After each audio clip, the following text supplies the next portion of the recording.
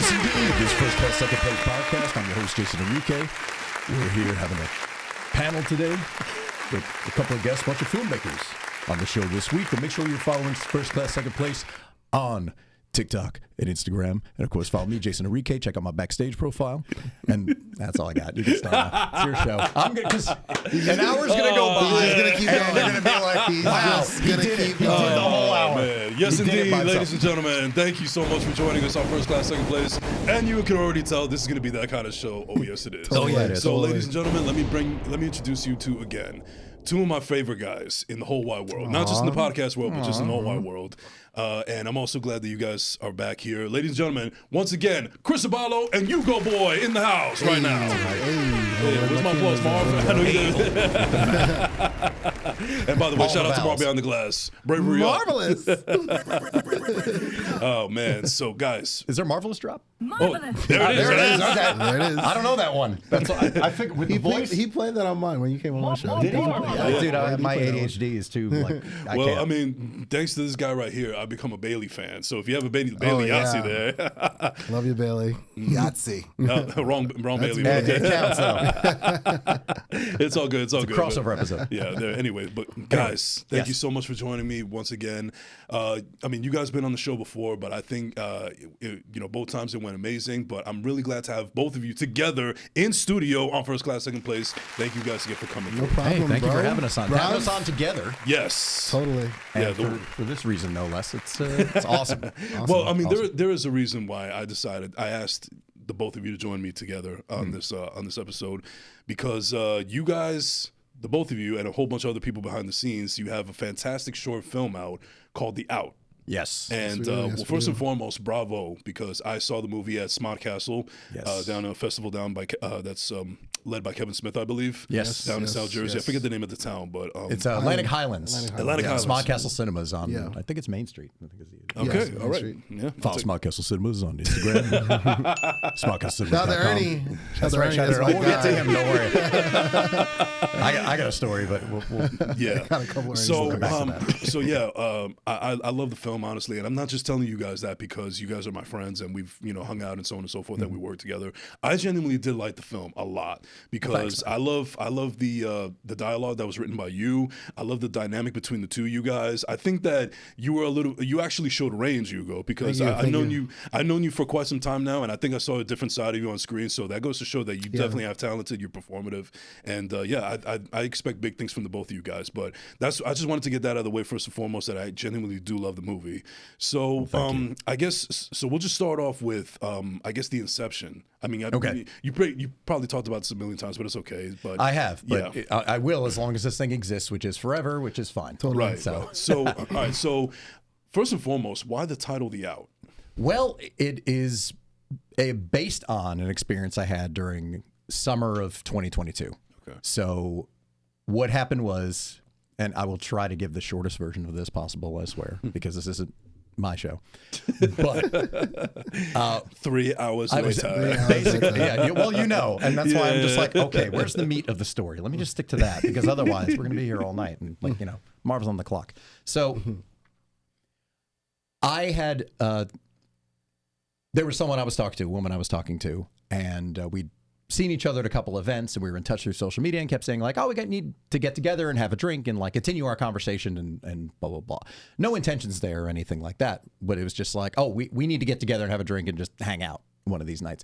And it didn't happen. It was a couple of months where it just kind of didn't happen. And then she reaches out to me one night at the beginning of June and says, hey, you free? She saw us in the city because she lives in the city, and said, are you free tonight? And I said, yeah. Do you finally want to grab a drink? And so we did. We met up, and we were in one bar, and we kind of got to talking about just regular stuff, stuff that was going on. She was aware of, me doing my podcast and whatnot. So she was asking me about that, and I was asking about what's going on with her career. And then the place kind of started to get packed gradually because some game, I think it was a basketball game on. Basketball's played in June, right? Okay. Yeah. So it's wrapping up. Let's say it's basketball is playing in the sports bar next door, and I guess the game was over, so the place started filling up. So we're like, let's head somewhere else. So we head to another bar, and then we kind of the conversation kind of got deeper. Not that it was like superficial or anything like that initially, but it was just, on the surface stuff, like kind of the obvious stuff, work and what's going on with, our ambitions and things like that. So then we get to the second bar, and now we're seated across from each other, because when we were at the first bar, we're just on stools, seated next to each other. So now we're across from each other, and now the conversation gets deeper. And there's a lot of conversation from both of us and questions back and forth, and we get into our values, our parents, watching our parents get older, because we're about the same age, and, different things we have, let's say, common things we've foregone in the interest of our careers, kind of thing. And we were really, really hitting it off, and there clearly was something going on. And, we had a nice night, and that was it. But there was neither one of us went into it with the expectation that there was anything, which is always how it goes, right? It's always when you're not looking for it, and when you're not, because truly, like I wasn't putting myself out there. I just, recently enough, gotten out of a long-term relationship. So I was not trying to get back in. I was busy looking after myself and kind of, cleaning up my act. So I wasn't trying to do that. So I wasn't looking. And of course, that's when something always happens. Yeah. When you're not looking for it. That's the only way it goes. Not to cut you off, but you know what it's almost like? It's like when you're single and you're in the dating and it just seems like nothing is out there. And then you're in a relationship and then all of a sudden everybody just comes out of the woodwork. Oh God, yeah. Oh my God. Totally, all the time. Totally. Yeah, all of a sudden. I feel like I've had more people slide in my DMs when I was taken as opposed to single. Same. That's the way it's set up. Yeah, exactly. It's by design. There's something energetic about the universe that happens where it's just like, oh, you're not available, or there's some social proof that you're a good guy. Oh, Great. yeah, I'll show you. Yeah, exactly. Meanwhile, when you're just like, hey, single looking to meet people kind of thing, then it's like it's not as easy going. It's not that it's hard, but it's definitely a different journey. Right. So anyway, we continue talking, just texting back and forth, and they talked to each other on the phone a couple of times and met up at the end of June. And the dynamic was definitely different, because at that point we knew there was something going on. Like, okay, there's definitely something here, because we had connected in a way that we hadn't expected, and it kind of been building up for the month. So as we went through this second night, just again meeting up and having drinks over, it was probably about 3 hours, and she says to me at the end of the night, okay, before this goes any further, I just want you to know this, that, and the other. In the short, it's written that she's basically like too involved in her work and doesn't have work-life balance, let's say. When in reality, it was deeper, more personal than that. And I would never put that out there for anybody, because there's just no reason to. Even though she has her anonymity, I still wouldn't. I wouldn't put that out there. Yeah, that's her story to tell. Exactly. Yeah, it's gross if I were to actually co-opt that. Basically, this is your side of the story. Basically, yeah. So she literally laid out her red flags for me, which is it's written in the film. And that's nice of her. I looked at it. Yeah, well, you know what it is, and that's when it's interesting the reaction people give to that, because it's just like, oh, run, forget it. She told you who she is. That's it. And I'm like, yeah, except to be vulnerable like that and put yourself out there and to be that honest. See, that's the rub right there, because it's I guess you can construe it as a red flag, but it's out of the norm, and it's something that actually respectable about it, because you're opening up yourself to somebody that you don't know all that well in a way that is unheard of. But it's kind of a breath of fresh air, ironically. Oh yeah, well, and that's the way I took it, where I thought, okay, she's letting me know literally before this goes any further, like, this is where I'm at, and I want to be better. I'm trying to be better. I'm working on this. I'm like, okay, cool. The fact that she was being that honest with me, because even that's a lot, especially now. And I know you found this being single recently enough. Like, nobody wants to be vulnerable.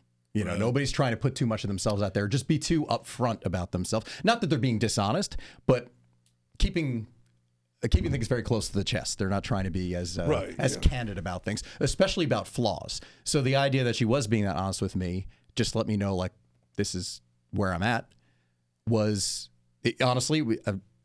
It was refreshing, and it was endearing, truly, that she was just being upfront about it. And so she had an early morning, so we ended up kind of, not that things were left on a cliffhanger, but, we had to call it a night in spite of kind of being in the middle of this conversation. And I knew it was going to be a busy couple of weeks for both of us. We weren't going to see each other for a little while. So I was having the conversation in my head about, like, oh, she's giving me the out. So do I listen? Do I take her at her word and just be like, because, if she had said, oh, this is how I am, and that's it, you know, I'm not going to change or take it or leave it or something like that, then that would have been off-putting. Right. But instead, the idea that's just like, listen, this is where I'm at, you know, maybe proceed with caution. Then, and but that makes sense to me. And at the same time, I could have said enough that would have been not identical to her, but like I could have reciprocated that conversation, just been like, okay, here's what I'm working on with myself, you know, and we could all do that if we wanted to. Yeah. But I just kept having the conversation in my head, like the logical side, and then the side of me that has this crush, and just saying, well, you know, but you know, we're connected in this unique way, and just we really hit it off, and it's been, you know, this last month of talking to each other, it's been great. We've been taking it easy. There's kind of no pressure because neither one of us were looking to meet anybody or get involved or anything like that. So I was kind of having that internal conversation about the logical side and the emotional side, and I said, you know, there's something here.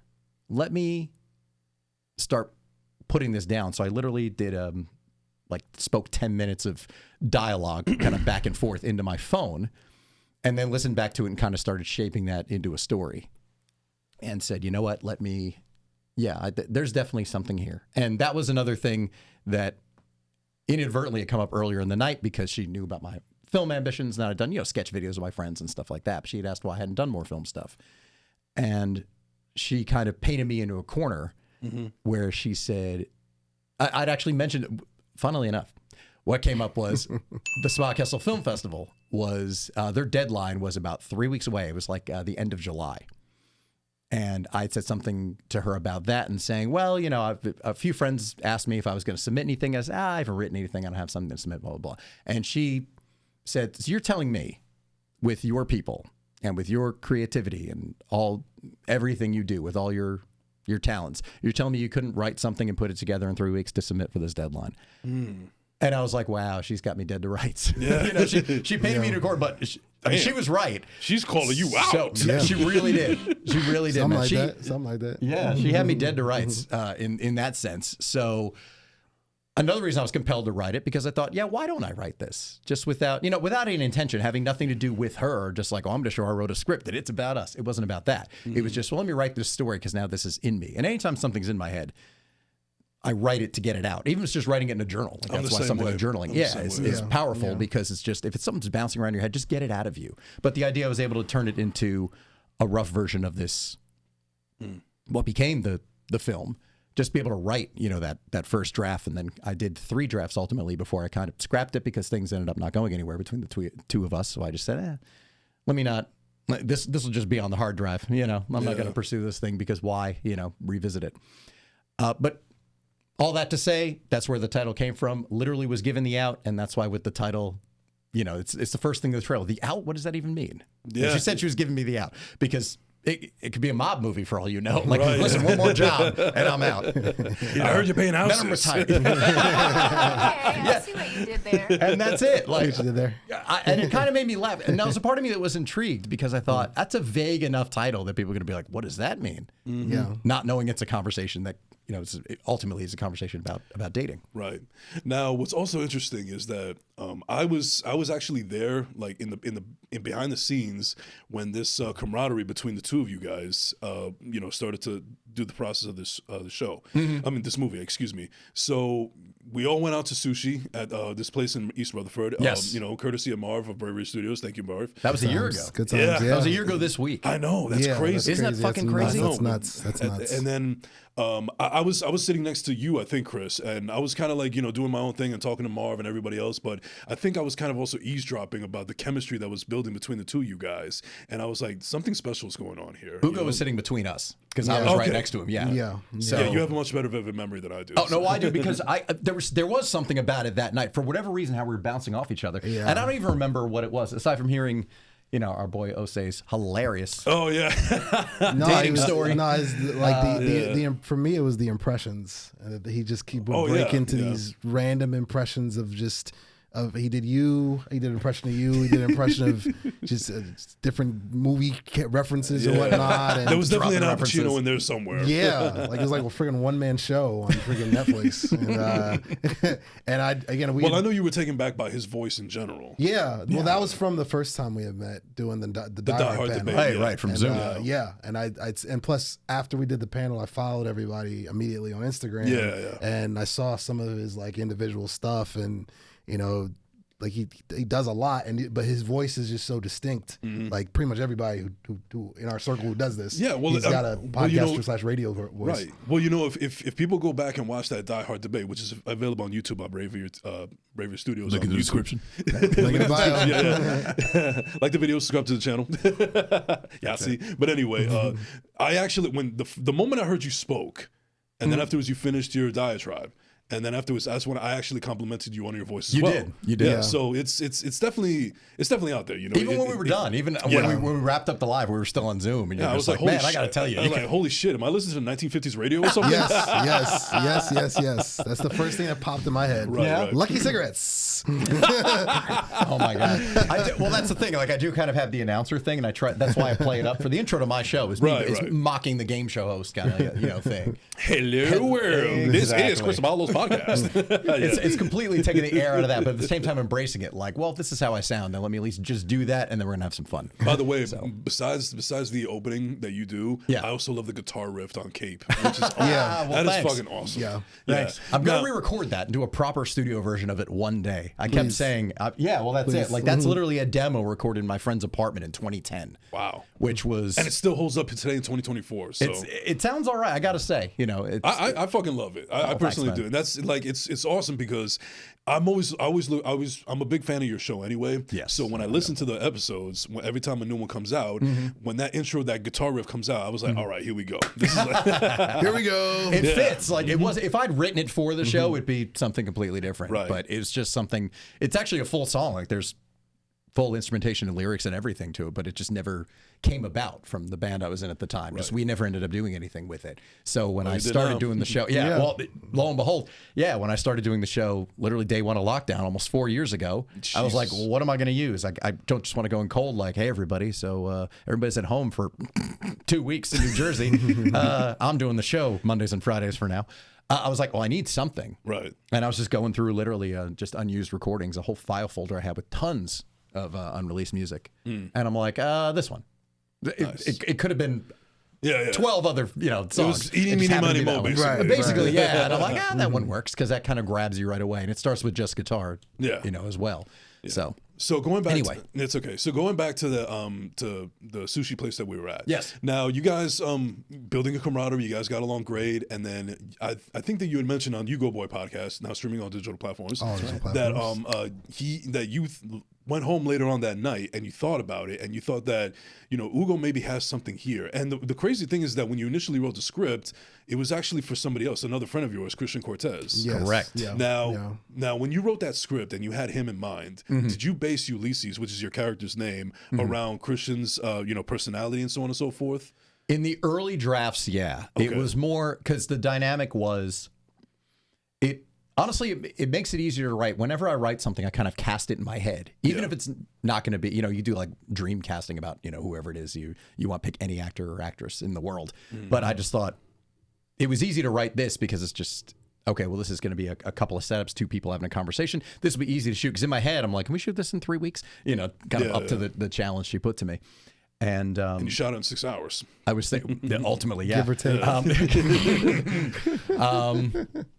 But I had originally written it as like, here's a younger friend who's maybe naive, who's kind of asking for clarity about it. And that was kind of like, those first 3 drafts were kind of written from that perspective. And then, fast forward when Christian and I talked about it a couple of months later, and he's just not, I mean, he's an excellent performer. He's great on mic. He's a great de facto co-host on my show. He's a great awesome guest. On your show. He's great, and he's also an amazing performer. But he prefers, honestly, to perform as like puppets or animated characters. I especially loved him when he was on the Black Friday episode with you. Yeah, that was awesome. Dude, that's legendary. Priceless. Yeah, that was a priceless episode. He's so effortlessly funny. Yes, and he's like got like dry humor like me, and so like we're just bouncing these ideas off each other, and like. His obsession with Muppets is amazing. Yeah. Like, I really don't know anybody that loves Muppets in the whole Jim Henson world like he does. Yeah, I'm the silver medal winner there. He's way ahead of me when it comes to that stuff. Yeah, but he's an interesting character. He's a big, goofy, funny, talented, and dude. super smart. Yeah, super smart. Yeah, but ultimately, it was a no-go for him as far as I was concerned. And then afterwards, in comes in Hugo unexpectedly, but also surprising and a great surprise. Yeah. And, Well, what was it? If you don't mind me asking, sure. I don't mean to put you on the spot here, Hugo, but what is it exactly that basically tapped into your head that maybe I can consider him for this part? What, you asking him that? Yeah, I'm asking him. Yeah. that. Well, what?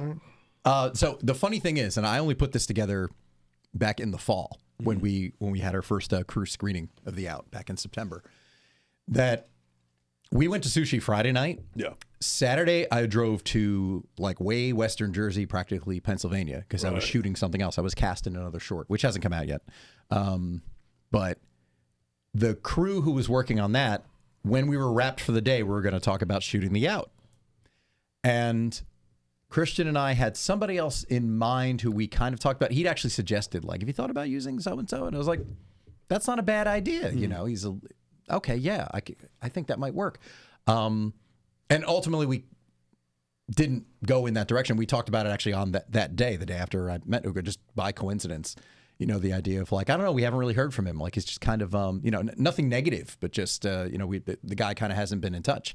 And kind of, not trying to be elusive or anything, but just like, we kind of haven't heard from the guy. So I don't know about, I'm putting money into this. There's a budget for this. We're using a crew, a 6-person crew lined up. So I'm like, I don't know, man. We should probably find somebody who's a little more consistent. And Friday night just kept playing back in my head. Like, maybe I should talk to this dude Hugo about this. Because it also, taking the reference point from, he hosts a show, but he also has done music forever. So I'm like, well, he's a performer. So he can channel that. Yeah. And that's really important too.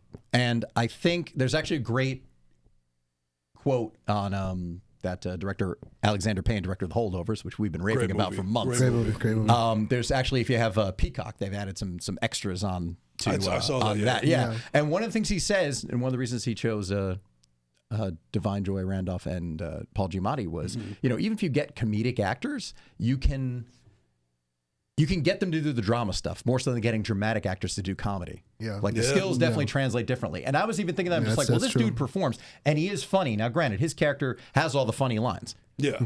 Which is, that's just the truth. Like, that's one of the things that hasn't, it's not that it's disappointing, but like, that doesn't really stand out to anybody. Like, I have no funny lines in the short film. And that was intentional because I kind of wanted to, even though it looks like me, I did want to go against type a little bit. Right. But that's also part of just the duo dynamic anyway. It's like, I'm Dante, he's Randall.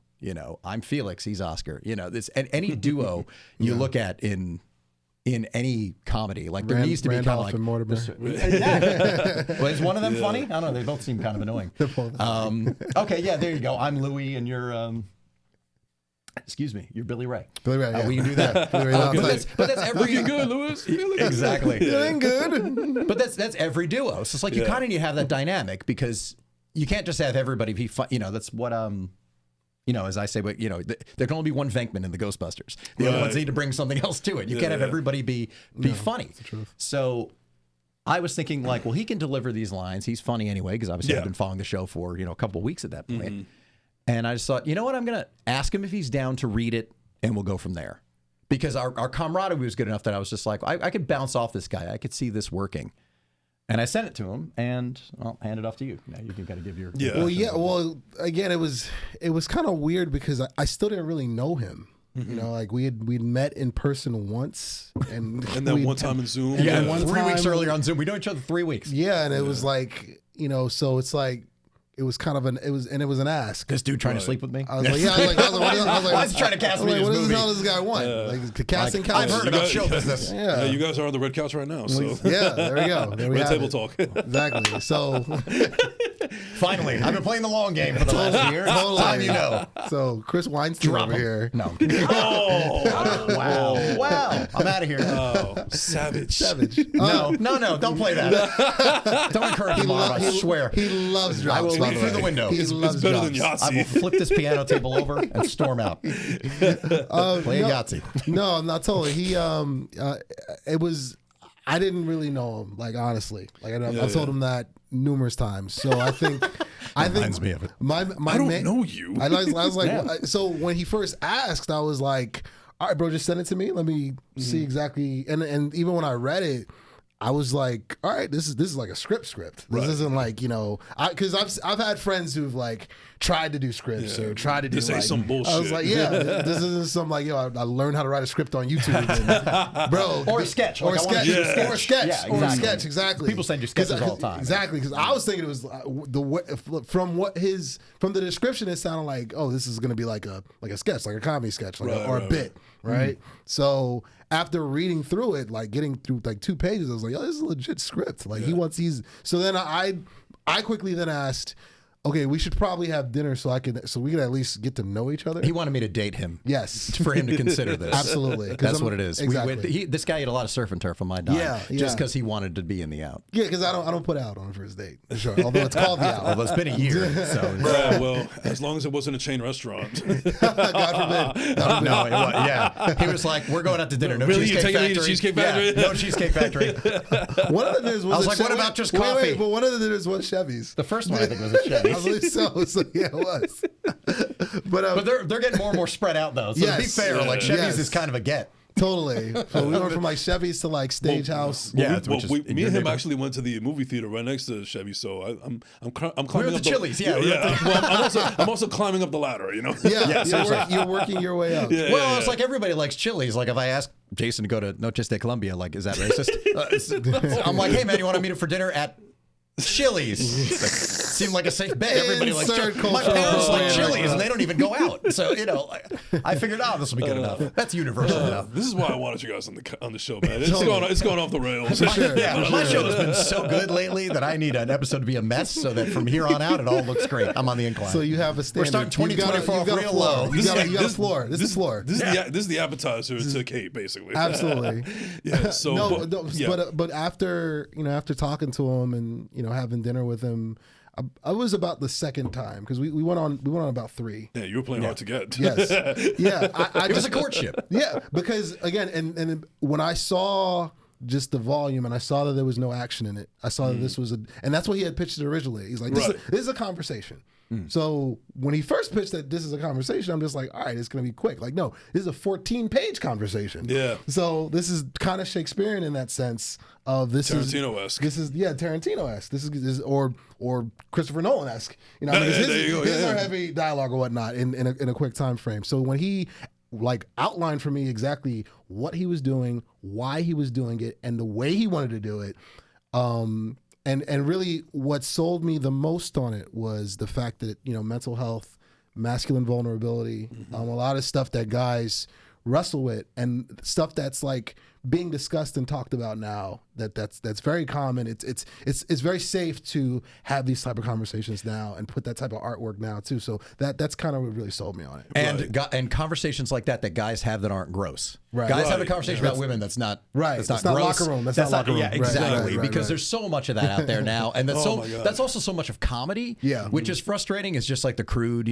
guy kind of conversation. Yeah. There's virtually no cursing in this thing either, which is another curveball from me. Right. But it was another element of just like, no, this actually needs to be. I mean, aside from the fact it was a personal story to me, I just thought, well, this is gonna resonate, especially because it resonated with him on a lot of levels. And at the same time, the fact that he wanted to have conversations about it and wanted to know the actual backstory and even wanted to get to know me, that his level of interest and how detailed he wanted to be about it, I feel like that was a reflection of me saying just like, no, we're doing this for real. Like, I'm not shooting this and just throwing it up on YouTube and having that be that. Like, no, we're shooting it. We got a 6-person crew. We had a 6-person crew lined up at this point.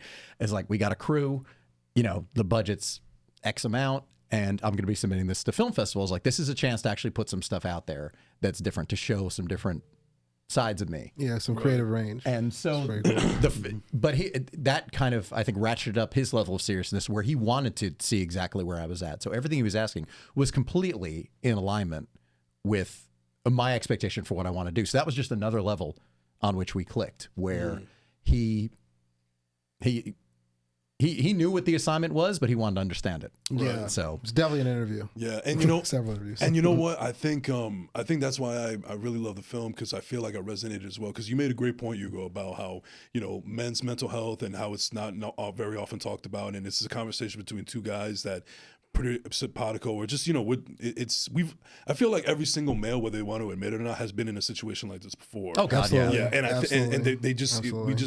we don't speak about it for whatever reason, you know, for one reason or the other. But I think that's why I resonated with it as well. Not just from the fact that I know you guys and I was really proud of the project that you were doing, but you know, I could have easily just been there and supportive just because I know you guys. But I think the fact that it resonated with me, and I'm pretty sure there's several other people out there like you, me, and you, and even Marv to a certain extent, that it's certainly relatable. And you're absolutely right as far as the topic is concerned, because I feel like those kind of conversations that you guys had in the film are a little bit too far few in between. I can't tell you how many times I've been in a situation where I'm out with my boy and, you know, I want to talk about something serious that's going on, and then afterwards he'll shift it over to like, so you want to see this girl that I fucked? Yeah, exactly. Yeah. And that, to me, that's low hanging fruit. And I'm not saying like I'm above like, you know, like any crude comedy or anything like that. But I'm like, this is the kind of conversation, again, that guys have that maybe isn't something that's put out there, you know, in film or in television, where it's just like, you've got the one boy you talk to just to be like, you know, one of your boys who is just like, listen, here's what happened. I got to tell you about it, but I need to know your perspective. Yeah. Which is basically where this came from. Even though it was a fictitious conversation, because I was going back and forth in my head about this. You know, my internal conversation was then personified in these two characters, because I just knew, I'm just like, okay, I'm arguing this back and forth. So it also was therapeutic of me to just kind of make sense of it by having these two characters one be logical and one be more, you know, kind of caught up in the emotion and all that, how you're flush with, you know, feelings when you're first, you know, into somebody, and you know, needing that friend to ground me, you know, or the character, and just be like, hey, what do I do here? Like, I hear what she's saying, but at the same time, like, I can't deny there's something unique going on here. And guys actually have that. You know, so many guys have that. At least one friend that they turn to at that. And that's one of the reasons I'm very proud to say it's resonated with guys in a huge way that I was genuinely surprised by. It's funny, we were at the because I think it's a conversation that we all have with ourselves internally, and it was actually put on a different medium for those to resonate with, you know? Yeah. And my thing is, I like to write how people actually talk, which is why the further drafts came in, because Ugo would. That's why you guys didn't call each other by each other's names. Yeah. Well, exactly, because like I didn't know your name's character's names until after the credits. Yeah. Exactly. Now that wasn't like a technique, but again, that's just when we're hanging out. It's not like, you know, hey Jason, blah blah blah. Yeah. Every time we talk, like, I know your name, you know my name. Exactly. Unless it's for emphasis, where it's just like, oh, shut up, Aballo. Like, that's one thing. But guys, if you're gathered with your friends, they're not actually talking. Like, that seems so forced when you watch it in movies. And I call every single one of you guys bro. Oh, exactly. Yeah. Well, he says that a couple times. Like, look, man, you know, he's got a couple of those moments in it, but like, there's never a point where you're going to call each other by name. And at the same time, it wasn't relevant to it. Yeah. Ultimately, the characters have names, of course, which came from that second night out, the night that I was given the out. So those are based on real people, not actual real people. But a lot of inspiration came from that night. And I'm the Ulysses for so many of my friends. So my closest friends, family members, my brother, my cousins. Like, that's actually what I was going to ask you next, because well, first and foremost, is this your first acting job?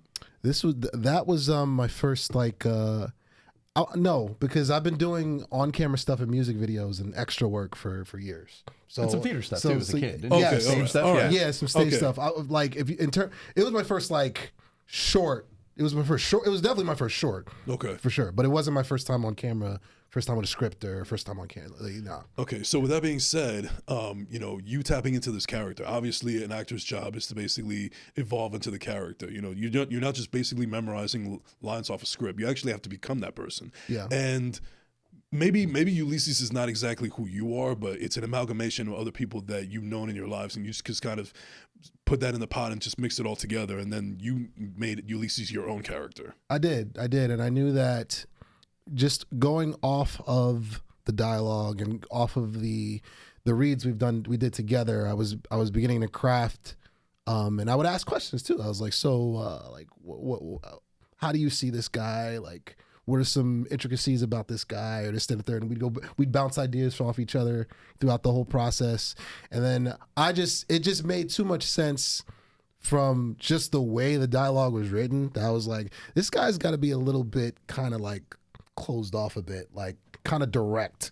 You know what I mean? Not he's really, a skeptical one. Yeah, he's definitely skeptical. Super skeptic and super like a bit closed off too. Like he's the logical one, obviously. Not to say that Edgar wasn't illogical, but he's like Spock. Exactly. He's the logical, pragmatic one. Exactly. He's like, you hear this, 1000% pragmatic. There's a reason why Edgar's coming to him. Right. So he's got to be the more deadpan of the two in that sense. So when the idea I had for it, I was like, okay, I'm definitely gonna wear glasses, no hat. I'm gonna be kind of straight edge here. Yeah. He's not gonna be UgoBoy, and that's even what I said. I'm like, listen, you're gonna have to. And he said that too. Yeah, I'm like, you're gonna have to, no logos, get a button shirt. Get a button down, but nothing, nothing like wildly specific. But at the same time, just like, no, these are two friends, like just getting together. I'm wearing a long sleeve shirt in it, so that's a little contrary, no jacket. So it was fun. It was fun to turn into someone else. And then we watched it together for the first time. We had done kind of like a roundtable DVD commentary special over at Shared Universe. And it was my first time watching it. And I was really speechless watching it because I was like, I didn't really recognize myself up there. Like I was just like, I was completely in character. I was like, that's not me. Yeah. That is someone else on camera. And I'm so glad that you 100%. said that, because when I saw the movie, I didn't see Chris and Hugo. I actually saw Edgar and Ulysses. Yeah. So I think that's also a testament of how well made this was. Yeah, we pulled it off. Nailed it. Totally nailed it. Did. Yeah, no, exactly. Round of applause. All right, we'll take that. I'll take it. We'll take it. We're not above applause and ass kissing, but no. But that honestly was the idea of just like we were, again, the point wasn't us playing against type, but it was, okay, we're doing this, and we're also telling the story. It's literally one scene that's 11 minutes. Yeah. So there needs to be dynamics, and frankly, that was one of the things that helped a lot once Ugo was definitely on board. Was I was able to flesh out his character a lot more, and also with the suggestions for dialogues, where I can write. As a writer, I can get a little up my own ass with the wording of certain things, and he would just say, "Yeah, this is a little clunky right here. Like like this is a little tough to deliver." And I was like, "Okay, well, how would you say it?" And then I'd go back and do a draft based on notes. I've got so many paper copies. I would bring copies to the restaurant. We'd be sitting there. Don't you love that? Because that goes to show how invested he really is into this. Yeah. And you put your heart and soul into this thing. Totally. That's definitely what. That's what brought it home for me, aside from everything I mentioned before, everything we both mentioned before. Yeah. If he was tyrannical with it and was like, these are my words. And you read the word. No, you got to kind of need you to read my words the way I kind of would have been off-putting. Plus, on top of that, I still don't know you like that, bro. Yeah, totally. Okay, cool, whatever. And unfortunately, there are people that are like that. Yes. Oh God, yeah. And we've all worked with divas and assholes, Yeah. and nobody likes those Lord people. knows I have. But exactly. But film is a collaborative medium. 1000%. You have to be able to work with people. Yeah. And at the same time, it's like we get along anyway, so there's no reason like It's a collaboration, not a democracy. yeah, honestly. Well, and at the same time, like I even told him, because as we were going through it, I said, I'm probably gonna have some direction to give you on the day when we're in the scene. But I said, I'm not like you already have. We have the rhythm down. We rehearsed every week. We're meeting up in person, or we were doing rehearsals on Zoom, with the exception of he was in Italy for a week, so that was the only week we didn't rehearse. But we ended up having 2 months. We were going to shoot it. Funnily enough, the super ambitious goal was end of January, 2 weeks after I sent it to him. But that was also me. That was number one, the availability of the crew, which ended up not coming together. But it was also kind of me being naive about like, we can do this. Because in my head, I'm like, well, I know I can memorize it. So like, I'll be prepared. We just need a crew around us to shoot it and make sure we capture this thing. And then we're going to shoot the end of February. It was right after you got back from Italy, right? It was tentatively, I think it was like the last week of February. And that ended up not happening because we had a location fall through. And it ended up being the end of March.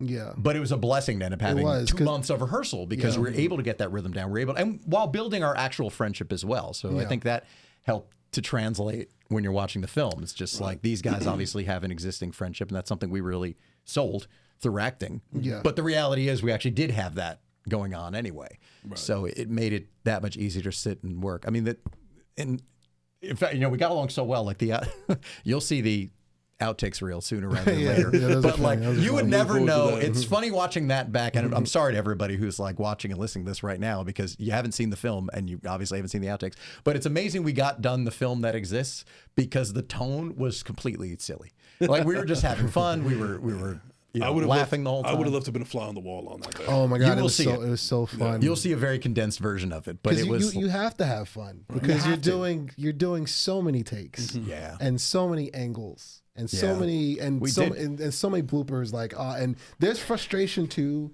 Especially like when you trip up when you mess up a take, like, I would have had it. Oh, missed the word. Oh, missed the, at one point he calls cut. Yeah. We were through the scene. Couple times. No, a few times. And I just kinda, but that's it. Like, I just kind of laughed it off. And he's just like, cut. How was that? And he turns to Christian, who's co-producing it. And Christian's like, it was good, but we got some more to do. And I was like, yeah, he called cut because he forgot his lines. And he couldn't take it. Like, I didn't want to do it anymore. Yeah. It was done. But were you also kind of in your own head, though? Couple times you do that. It's just because it seems like when you yelled cut, it was like a hint of self-doubt for that brief moment. Well, no, not really, not necessarily, because again, like when I did a few months back, I did a feature. Okay. I did a horror film. Shout out to Ernie O'Donnell and Troy Burbank from Smile Castle. This was so great to do, to prepare me for that, because the hours for a feature are so long, they're so grueling, they're so unforgiving, and it's a long day. It's a long, slow day. Yes, it is. It's very draining physically, emotionally, spiritually. Every it's work. All the words, all the leads. It is. It's work. It is actual physical work. I know. Yeah. I've been on set before. As you both know. So it's like one night we did a couple night shoots. Like we started at 7 p.m. and wrapped at like 5 a.m. Yeah, overnight shoots. Overnights. And I'm driving home after second or third iced coffee, and I'm just like, I'm so happy I did the out before this, because it's not really a situation of like memorizing lines. I have a really good memory. I have a great memory. Yeah, you're really good with that stuff. So that's not my anxiety. It's making sure the direction and making sure my action and what I'm doing in the scene, I'm present and I'm doing everything I need to do to get this off, to match with the words, to match with the dialogue. So I think so. It's not really a situation where you doubt yourself. In terms of like the lines, it's for me, and Chris is too. This is why we vibe so much. We're both super overthinkers. I'm like, yo, did I do everything I was supposed to? Did I do everything that I absolutely needed to do to get this off? Or what did I miss? What could I have done better and whatnot? And it's great to be reeled in and like the director's like, no, that was a great take. That was perfect. I'm like, glad you like it. Well, that's all it was. It was just like, try, I just gave him like bits and pieces of direction where we were sitting there, because we just kept running it over and over. I mean, we divided up into 4 sections because it was a long scene, but sometimes because we were shooting, there were 2 cameras rolling almost at all times, except for the very end when we shot some coverage of just me, which was the last thing we did, which, no pressure because we were only up against the clock at that point. But no pressure, one shot. Sorry. Yeah, exactly. So it was just little things, just like, okay, so slow it down a little bit, or like like come down on those last few words. Yeah. Instead of at the end going up, when you're building the line, come down at the end. Just for, just give it a little bit more of a serious tone. Because I just wanted a variety of takes. I was the editor as well. So I just said, I just want a couple of options to work with when I'm putting this thing together, and just see what plays better, because you don't know. Because it's been said over and over again. I don't know who originally said, but it's like, you write one movie, you shoot a different movie, and you edit yet a third movie. So, and that's true, because you don't know until you're watching it back. And that's why, I didn't even look at the footage for 2 months after we shot it, which shooting it, just to give a quick, as we kind of alluded to, we ended up with a 2-man crew, because worst rap group you've ever heard of, but 2-man crew. And that's because, you can edit that out, please. But anyway, we were supposed to have 6, and because of schedules and having to push the shoot back and everything else, and literally the director of photography, who was all set to do it 2 days before, got an incredible opportunity he couldn't say no to. And he did, and I'm grateful to him for this. This original director of photography, Nate, called me and said, I did commit to shooting yours first. So, and I'm like, no, go. If I got this opportunity, it's my short. And I would have said, sorry guys, we're not shooting on Monday. So I couldn't begrudge him that, because it wasn't personal anyway, but and it's led to more gigs since. So I'm very, very happy about that he ultimately, that was the right call. But we had enough at that point, 2 days before, I'm just like, well, we're doing this. fine. 2 of us in the cast, 2 in the crew. We're going to pull together and we're just going to do it. Because I'm so used to doing things DIY anyway, between the podcast and with years of doing music, that I'm just like, we're just going to figure this thing out. And we had 2 days lined up to shoot, Monday and Tuesday, and we did it all on Monday in 6 hours because we just ran it and ran it and ran it and ran it, and finding our rhythm as we went through the day as well. And actually, just for a bit of good juju, let's say, we actually went to the brewery where we shot it. Red Tank Brewing. Couple what was it? Yeah, it was like Thursday before. So it was a couple days beforehand, just because I wanted to go look at the location, because we just got lucky that we even got this place, because there was a point we were going to build a set because we couldn't even find a bar or a coffee shop or anything that we could have used. We just couldn't nail one down. And when it finally came together, I said, oh, well, let's all meet up. The 4 of us who were going to shoot it were supposed to meet up, actually. Well, the 5 of us at the time. And it ended up just being Ugo and I. So I actually looked around and I was just like, that's the table we're going to shoot at. Yeah, I was like, let's go sit there. And we just did it from, did I bring a script? I don't think I did. I think we just did it from memory, just for the hell of it. Yeah, we ran through it. It was so good to just sit and just feel the energy of this space, because we're going to be creating something here. So it was good to just, just get a good idea of, okay, this is the vibe, and this is the aura of what's going on. And that's where the magic happens. And that's there, for sure. And to let that kind of marinate over the weekend too, before we were going in to shoot it. Yeah. Right. And shooting it was great. It's amazing we got it all done in a day, but that's why we had the second day for safety. But I was like, I think we got it. Right. So luckily we did. Now I know you want to talk a little bit about the premiere. I don't want to jump ahead. I have no sense of time based on my show, so I just don't want to miss it, because there is anything. Because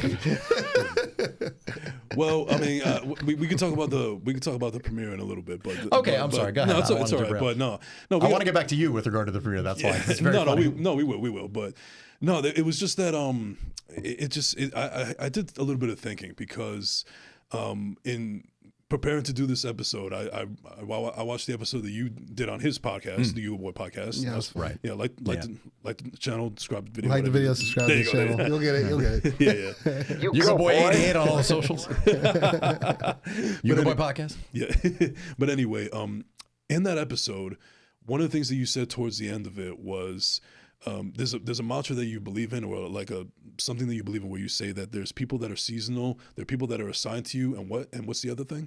People that are attached to you and people that are assigned to you. Okay. I think that's now, that was it. So when you said that, it made me think, because it made me think in the sense that, I like to think that that's also applying to somebody like me. Like I would like to believe that me being here at Bravery Studios with Marv and Hugo and Chris and everybody else, that I like to think that the idea is that I'm meant to be attached to you guys, as opposed to just being assigned to you, because I've been in situations before where I feel like there have been people that have been assigned to me, and I didn't realize that at the time, and then afterwards they get attached to other people in close circles, and then afterwards you kind of kick to the curb.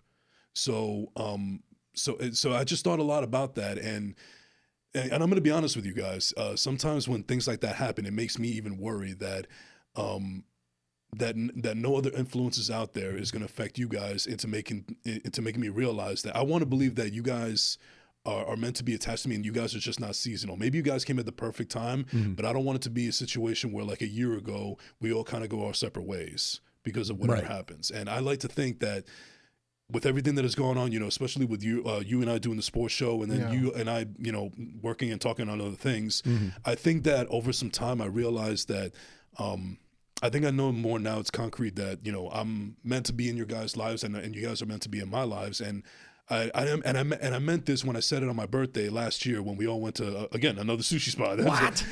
Same sushi spot, actually. Right? Yeah, exactly. It's a prevailing thing. Yeah. So I said there that all the big nights out. Yeah. I remember sushi. I remember in that speech that I said that everybody sitting at this table, it's almost like very family-esque to me, because I don't really have any family here. I'm pretty much all by myself here. It's just me and Monty.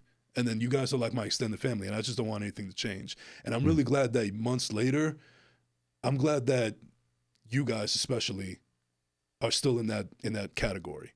And I'm just the part that I want to be honest here is that I really hope that nothing changes And I hope that everything stays status quo, because I think that everything that's gone here is great.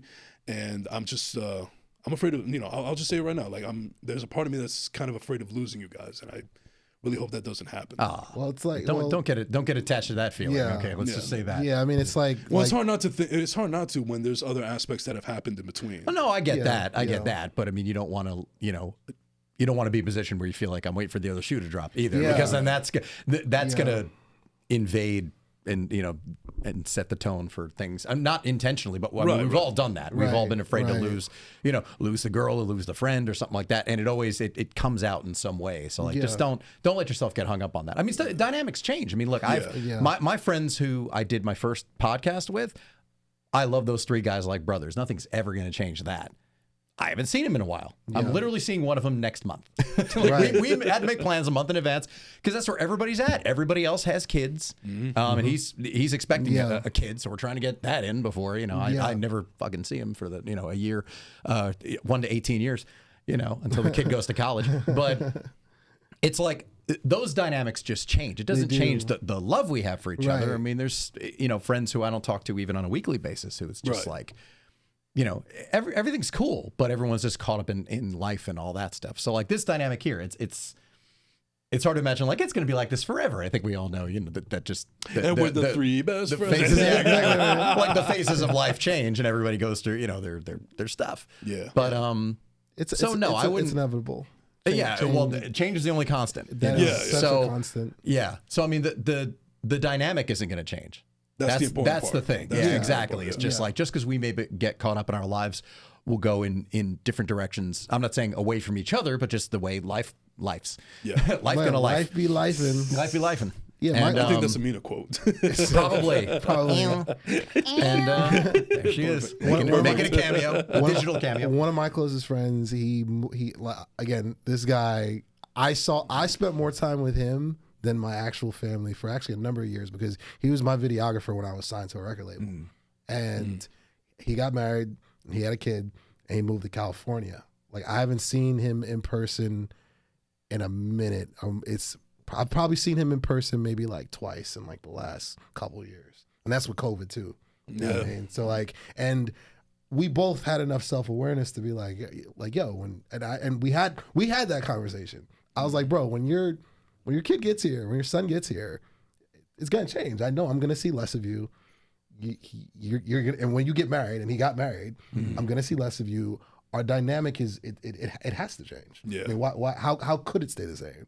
But again, the love and camaraderie or whatnot, and we can pick up and have a 5-hour conversation like nothing like that. That's forever. That bond is, you're not breaking that. But the other nuances of life and other variables, you can't control that. No, and I'm not worried about that stuff. Right. Okay, good. Well, I'm just saying like that. It's very, because again, we've all done it. As guys, we can sit here and be like, we've all overthought we've all been and worried about things that never happened. Right. We spent so much energy worrying about shit that never actually happened. That's Exactly. It's It's just like, but I get where you come from, and I know ultimately what you mean. I'm just saying, like, don't carry that around with you, because it does you no good. I'm saying that as a friend. I'm saying that truly. It's just like, don't worry about that. But the details are going to change, and again, our lives are going to go in just different directions, because that's just how it goes. But don't sweat that. But another thing that also kind of shocked me, Hugo, honestly, is that I've known you for over a year now. I've worked closely with you, and we have a great dynamic. We love the show that we do together, and even we're just hanging out, like having a beer or whatever the case may be. But it really is shocking to me that, this actually only come up a few times, but you told me that you're somebody that has dealt with mental health issues and anxiety and so on and so forth. And as well as I think I know you, it's kind of a shock to me, because every time I see you, you always have like this great smile on your face. You're energetic. You're all over the place, and you're just a joy to be around. So you go, boy. Exactly. Perfect. Marv plays that when we're out in public. Marv's got it on his phone. He actually played it on my last episode, which you had nothing to do with, but he still played it. Was it one of the episodes you had my shirt? Like this? No, this was last week. This was last week. Well, he didn't. This guy didn't come up with the expression "you go, boy." So there's that. Definitely didn't. That's older than him. It is. That expression. So listen. But you were blessed to have the name that you have, so you could work it in there. Yeah, well, I told you, my aunt, my aunt stole it from Martin, and then that's right. Yeah. And started calling me that. I mean, to go off of that, man. I mean, it took a very long time for me to love myself and accept myself. It just did. Yeah, I wasn't for years, and I'm talking like it's past tense. Like we're still, it's a daily battle. I don't think it's I don't think it ever going to go. It's daily management. You manage those emotions. You manage those feelings. You manage those thoughts. Yeah. And I think what I admire about you most is that you're clearly able to hide it better than I can. Yeah, I mean, forget about tattoos. I wear my emotions all on my sleeves. You know. I mean, honestly, my whole thing with it, and it's even. I was explaining this to somebody like a while ago. It's like so many of the things that I'm a part of is performative. Yeah, like my podcast is performative. My day job is as an MC in front of freaking 2,000 people a night, and like that's performative. Like there's so many aspects of stuff that I just do regularly. Music, that's performative. That's probably the most performative thing you can do. Aside from acting. Yeah. Acting, that's performative. I'm at the point where I understand that. It's important to understand that I want to surround myself with people that, number one, I feel safe around.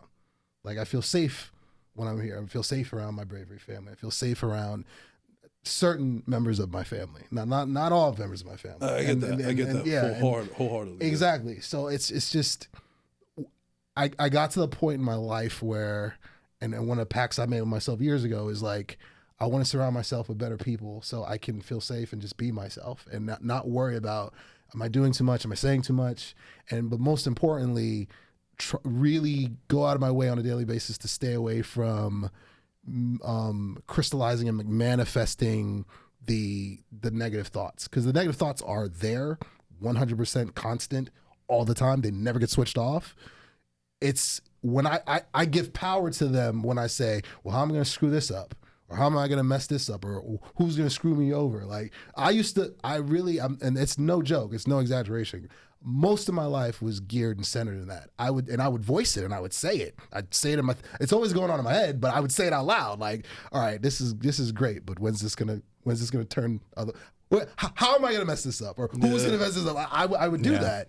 And getting out of that thinking, words are so powerful. They're so powerful. And your words are probably the most powerful because you know yourself better than anybody knows yourself. So you know what needs to be said to kind of recalibrate yourself, and you know what doesn't need to be said, which is going to throw you off and throw you for a loop. And so, it's just, it took a lot of work for me to get centered, and I'm a work in progress, man. Like I'm getting each day perfection. No one will ever achieve perfection, but my goal is to continue the journey and get as close to it as I can, in this time on earth that I have, so that's how I look at it.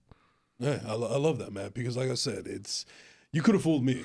You definitely could have fooled me, man. So, but at the end of the day, I appreciate the honesty. I appreciate the candor. And I know that everything is going good with you guys, and I'm really happy to see that. And I'm not bullshitting. I'm really glad that I got a chance to, be in each other's lives. Yeah, of course. Same. And I'm looking forward to what the future holds, because I think that this is not. We're at the foundation right now, I feel, and it's only going to go up from here. Yeah, and what I learned from like this movie experience, it's just he hates when I fanboy over like the fact that he's like, this is so cool that he wrote this script, and he's. Well, I kind of get where he's coming from, because like no, let him keep going. Yeah, all right. And then let him kiss my ass a little more. Exactly, straight Kanye over here. Yeah, that's right. I'm really uncomfortable with. Go on. The Italian Kanye Sirianni over here.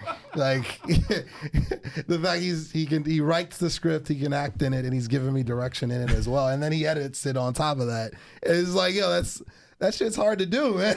It's like you can't just roll out of bed and know how to do all that stuff, and on top of that, do a podcast. You know what I mean? So it's just, That's 180 degrees away from the film right now. exactly. That's nothing like the film. Yes. So learning in the process of learning about each other and learning each other's story, and then learning about this story and how we both have stories to go off of this story that we're both acting. The whole process was very enjoyable. Like I find comfort in the work. Like the work aspect. I used to run away from it. I don't run from I run to it. Like, all right, cool. Let's. By comparison, you were spoiled because when you worked on the feature, you're like, this shit's hard. Like, doing the out was a blast, because Chris is a nutcase. But it was fun. I mean, it was I mean, we had how long a day? We got there at 9, I think. And then we were literally out the door at 6. And he let me take a nap in my car before we started filming. That was great. Like when you came up to my car, I was knocked out because I was like, he taps on my window. He's like, dude, we can go outside now. I'm like, oh, great. Let's go. That reminds me of the time when you and I were supposed to do Yobi TV Sports, and I just parked in the parking lot, and I see you in your car, and you were napping yourself. I was napping. Yep. And I was like, oh my God, I feel bad for this guy. He's doing all this and that, and like he's still gonna take time out of his day to do a 2-hour show with me. Yeah. And then afterwards, as soon as that and those cameras and those mics come on, like I feel like you were just already refreshed. Like he springs to life. Did somebody give you a B12 shot or some shit like that? Listen, he's a pro. That's what it is. It's like you spring into performance mode when it's time to go. Which is the thing, and that's why it was fun. Again, we wanted to have fun. I wanted to set a dynamic on, and this is another thing he and I agreed on during the let's call it the rehearsal process, where my perspective was always, when playing music was the primary for me, it was just like rehearse. The rehearsal's the work. Yeah. Showing up for the gig, on the day, you relax, you have fun. Yeah. Because you're there to do it. You've prepared, and now you're there. You show up and you do it, which is why it was stress-free. Aside from being conscious of the time and the fact that there was a fire alarm going off in the neighborhood repeatedly that kept interrupting take after take. Oh my God! I forgot about that. No one's gonna know for what. But it is amazing we got it done in a day and in 6 hours, because literally the building across the street from Red Tank Brewing was testing their new fire alarm that day. Oh shit! So we kept getting interrupted, and I'm actually I didn't flip out as much as I think I would have. It was kind of funny watching it back. It's like I was actually rather controlled. I cursed a lot, but I didn't I didn't lose my cool. I didn't get up, so I repositioned myself. Were you like Joe Pesci in Home I didn't Alone? go Goodfellas on anybody. Christian was losing his shit. He was going nuts. He's throwing things and he's screaming, and I'm like, it's all right, but I'm literally just in my position because I need to, I don't want to have, Nick, who was our DP, have to come and, line everything up again. It's like, no, we need to reframe your shot because you got up and lost your mind. I'm like, no. Now I'm torpedoing my own project. So now we're actually up against the clock, and I got to go be a dog dad pretty soon. But let's get into the premiere real quick. Yes. So the funny thing about the premiere, now, as we said, and I'm just for the sake of moving it along, which I can actually do when pressed. So it's Castle Cinemas, which is, well, I'll tell you what happened. So Ugo got there after the two of us. So you got there shortly after me. There were a handful of people there. We ultimately, which was another great thing, we had 20 people come out just for our block, which was awesome. Yeah. To have 20 people out of however many, who showed up for that screening, like be for our film was awesome.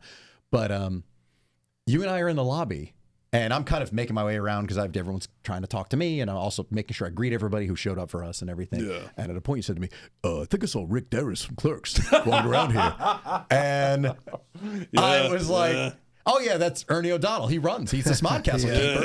He runs. So fast forward, Ugo gets there a little later on. He was busy not eating because he was so nervous about the premiere. Yes. And he gets there later. It wasn't Tuesday, bro. No, it wasn't. I was actually, I felt kind of bad for him. I mean, I had my own, I guess levels of he was looking pretty dapper that day. So totally. Yeah. The fit was happening that day. That was an Isiago. It was a Nigerian fit. Yes, sir. Just like the Black Panther premiere. Yeah, totally. Isn't that a cheese? All right, anyway. No, definitely not. So, definitely not. I'm over on the side talking to Mike Zapsik, and you two were talking, and who walks up to you but Rick Darris, Ernie O'Donnell.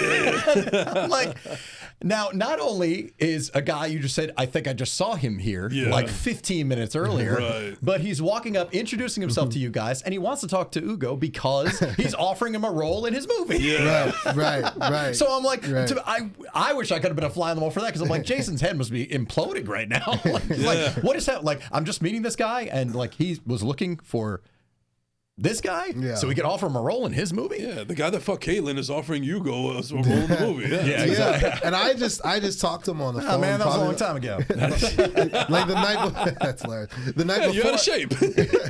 I talked to him for the first time over the phone the night before, and we had agreed that we're gonna, cross paths before I went in for the out or whatnot. Oh, you had? Okay. I thought he was introducing himself to you on the. I mean, in person he was. In person he was. Okay. But we had spoken one time, maybe once or twice before over the phone, and he was excited. He'd heard so much about me, and I was just like, well, Christian had told me. Right. He'd asked me, and I'm like, yeah, of course. I mean, not my permission, but he was just like, Ernie wants to talk to Ugo about a part in his film. I was like, that's awesome. That was partly the point of doing this, is the fact that, what's going on? No, my abrasive. Oh, okay. We're good. I was just like, what is that? I never heard that. It sounded like ticking. And like, Marv really wants us to get out of here. Just put a bomb under the couch. He's like, I know, we're going to be here all night with Apollo. But you're good. He had said, like, Ernie wants Ugo to be in his movie because he saw the out and he loved his performance. I was like, awesome. Great.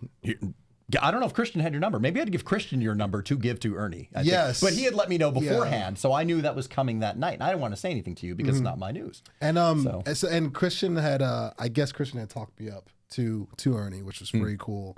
And, because Christian had called me and he was just like, yeah, can I give your number to some guy wants to be in his movie? He was just like vague about it, and I was like, "Cool, yeah, sure." That sounds like Christian. Yeah. The whole thing was great. And Ernie O'Donnell's amazing. Like, he's a good dude. He's so funny. Really, really good. By the way, if Ernie watches this, I want to apologize because when he was talking to you, I actually referred to him as Rick, and then he quickly corrected me, by like, Ernie. That sounds like him. That sounds like him. He's not that dude. You can't walk up to him and quote dialogue. You're just gonna roll with it. Like, So Ernie, if you're watching, I apologize. I would love to work with you one day. Please don't judge me off of that one meeting. I'm gonna do that to him next time I see him. Just for that. Jesus Christ! All right, well, fellas, start quoting Dante dialogue. See how he handles it. Well, fellas, I feel like I could talk to you for 4 hours, but we're up and against we have. We have. Yeah. But I got to get home. I got to go be a dog dad and so on and so forth. But yes, indeed. I appreciate you guys taking the time out of your busy schedules to come on this little show called First Class Second Place. But I really appreciate that. But real quick, where can they find you guys on social media? You can follow me. There's the camera. You can follow me on Instagram at Chris Sells Out, and on TikTok, and not calling it the new thing. It's no longer Twitter, so we're calling it Twix. You can follow me on Twix and TikTok at Chris Aballo, and you can follow my show Cape Pod on Twix, Instagram, and TikTok. Well, it's not really a lot going on Twix, but that's the YouTube handle as well, so you can check that out there. The show's on hiatus right now. We'll be returning, of course, but loads and loads of clips and 240 episodes and all kinds of good stuff wherever you get your podcast. And thank you. Light Flex. 240 episodes.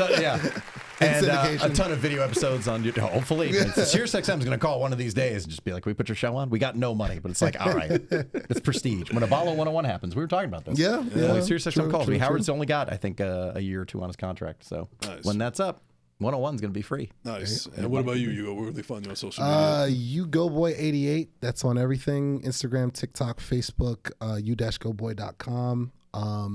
2 YouTube channels. UgoBoy88 is the music channel. UgoBoy Media is the podcast channel. So clips, YouTube shorts, all that good stuff. And new episodes of the UgoBoy podcast. That's all one word on Instagram. So that's also another page on Instagram, a couple of them. And of course, YoBTV Sports. Yes, with this guy right here, with Marvelous on the board.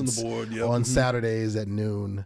New episodes on the way, and and tune in this Saturday because it's going to be fire. Oh my goodness! Yeah, we're not going to spoil it right now. None of that. Let's save it for Saturday. Save it for Saturday. All right, and unfortunately, ladies and gentlemen, I did get hacked on social media, but I created a new social media, so you can find me at everything at I am Jason Enrique on all social media platforms and on YouTube. Just go check it out. Get rid of the old one. You don't want that truck anymore. But anyways, thank you so. I am no longer Jason Enrique. Totally. All right. Well, anyways, guys, thank you so much for coming through. Marv, thank you for having a lot of patience with us. us. And yeah, you can find me at Jason at I am Jason Enrique. See, I can't even get it out. Yeah, you gotta reprogram. It's almost like when the new year starts and you start, God damn it, this is the same. Yeah. This is an old year. On my rent check, I wrote 2023. Damn it. Do I scratch? Right. Can I scratch it out? I'll get you cue cards. Yeah, okay. It's all good. It's all good. I am Jason Enrique on all social media platforms and on YouTube. Thank you so much for tuning on this episode of First Class Second Place Podcast. We out. Peace.